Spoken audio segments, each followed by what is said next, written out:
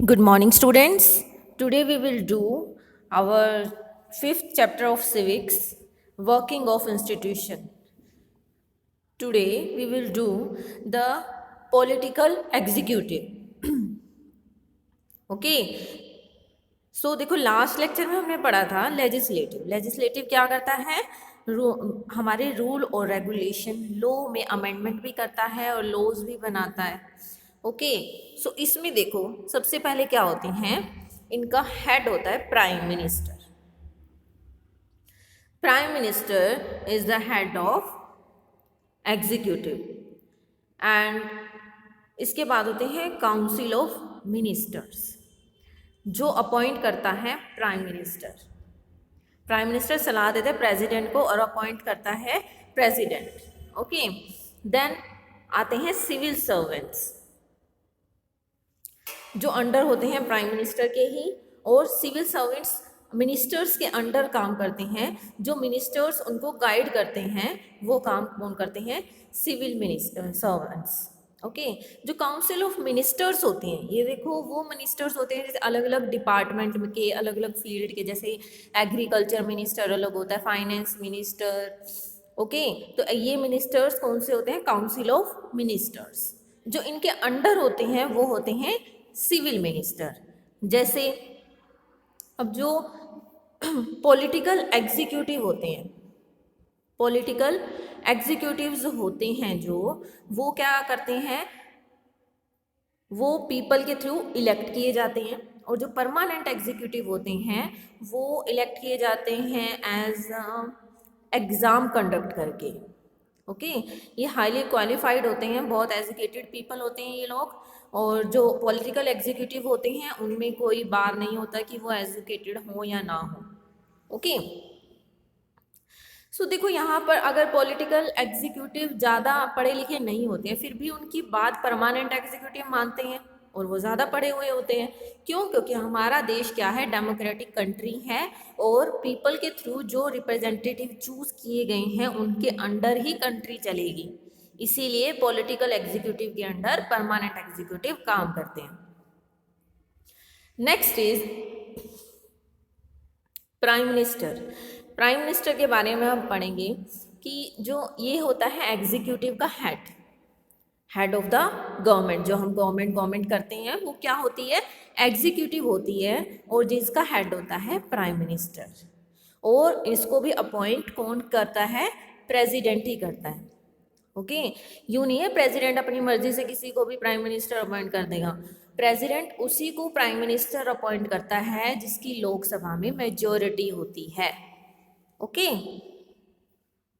लोकसभा में जिसकी मेजॉरिटी होती है उसकी लीडर को ही चूज करना पड़ता है प्रेसिडेंट को उसको ही अपॉइंट करना पड़ता है एज अ पीएम ओके अब पीएम्स के रोल्स क्या क्या हैं देखो चेयर्स कैबिनेट मीटिंग जो जितनी भी मीटिंग्स होती है मिनिस्टर्स की कैबिनेट मिनिस्टर्स की तो ये क्या होता है हेड होता है उन मीटिंग्स का prime minister and assigns works to ministers and supervise them जितने भी मिनिस्टर्स होते हैं काउंसिल ऑफ मिनिस्टर होते हैं सिविल सर्वेंट्स होते हैं इनको सुपरवाइज करता है इनको ऑर्गेनाइज करता है इनको वर्क असाइन करता है कि आप ये काम करेंगे okay and cabinet works as a team अब देखो काउंसिल ऑफ मिनिस्टर में हमने प्राइम मिनिस्टर पढ़ा था अब ये और क्या करते हैं कि जो कैबिनेट होते हैं cabinet works as a team उनको एज अ टीम काम करना पड़ता है प्राइम मिनिस्टर के under and assisted by cabinet secretariat जो सेक्रेटेरिएट होते हैं वो एज अ असिस्टेंट काम करते हैं कैबिनेट के अंडर यानी कैबिनेट मिनिस्टर्स के अंडर जो कैबिनेट सेक्रेटेरिएट्स होते हैं ये इनकी हेल्प करते हैं इनका काम करने के लिए okay then who appoints them अब जो काउंसिल ऑफ मिनिस्टर पीएम को तो अपॉइंट करते हैं प्रेसिडेंट जो काउंसिल ऑफ मिनिस्टर्स होते हैं उनको कौन अपॉइंट करता है president appoint on advice of PM जितने भी मिनिस्टर्स होते हैं उनकी लिस्ट पीएम को ही बनानी पड़ती है ठीक है जो पीएम की सलाह लेके फिर प्रेसिडेंट उनको अपॉइंट करता है then PM can choose anyone who is a member of parliament और इवन नॉट सो पीएम किसी को भी चूज करके PM can choose anyone who is a member of parliament or even not so. PM किसी को भी choose कर सकता है पार्लियामेंट के मेंबर्स में से कि जिसको एडवाइस देनी हो। ओके, जो काउंसिल ऑफ मिनिस्टर्स होते हैं ये सारे क्या होते हैं, पार्लियामेंट के मेंबर होते हैं। तो पार्लियामेंट के मेंबर्स में से ही PM को चूज करना पड़ता है काउंसिल ऑफ मिनिस्टर्स में से। अगर वो पार्लियामेंट के मेंबर नहीं होती हैं फिर भी PM उसको अपॉइंट कर सकता है, लेकिन आफ्टर 6 मंथ उसको पार्लियामेंट के मेंबरशिप अपॉइंट करनी पड़ती है। ओके, तो अब तक हमने पढ़ा कि council of ministers include all ministers of different ranks. इसमें क्या क्या होते हैं, cabinet ministers, minister of state with independent charges and minister of states. ये सब मिनिस्टर किसके थ्रू अपॉइंट किए जाते हैं, प्रेसिडेंट के through on the advice of prime minister. And prime minister can choose anyone who is a member of parliament. कि parliament के member में से किसी को भी PM चूज कर सकता है एज अ मिनिस्टर, बट अगर वो पार्लियामेंट का मेंबर हो। अगर नहीं है तो उसको 6 मंथ में पार्लियामेंट की मेंबरशिप लेनी पड़ती है। अब तक हमने पढ़ा था PM के बारे में, अब हम पढ़ेंगे और काउंसिल ऑफ मिनिस्टर्स के बारे में, अब हम पढ़ेंगे प्रेसिडेंट के बारे में। President is the head of all states. सभी स्टेट्स का हेड कौन होता है, president. Nominal power compare to PM के मुकाबले में इसकी पावर्स बहुत कम होती हैं। ओके, अगर PM से कंपेयर किया जाए प्रेसिडेंट को। तो main role is to see that all is functioning well. President का मेन रोल होता है कि सारी कंट्री में देखना कि सारे फंक्शन ठीक चल रहे हैं या नहीं। अब president who elect him, president को चूज कौन करता है, जितने भी MPs होते हैं, MLAs होती हैं, वो इलेक्ट करते हैं प्रेसिडेंट को। Member of parliament, member of legislative assembly, जिसकी मेजॉरिटी ज़्यादा होती है उस पर्सन को एज अ प्रेसिडेंट अपॉइंट कर दिया जाता है। लेकिन जो प्रेसिडेंट के जो जितने रोल्स हैं, देखो सबकी अपॉइंटमेंट होती है, ये ऑन द पेपर होती है, सब कुछ ओनली रिटर्न में होता है। इसको जस्ट साइन करने होते हैं कि सबकी अपॉइंटमेंट करता है ये, लेकिन सबकी एडवाइस लेनी पड़ती है। इवन जितनी लोकसभा के कॉन्स्टिट्यूशन में अमेंडमेंट करता है या लॉज रूल रेगुलेशन बनाता है, तो इसको ये रिजेक्ट नहीं कर सकता president. Okay, documents are signed by the president when directed by the council of ministers.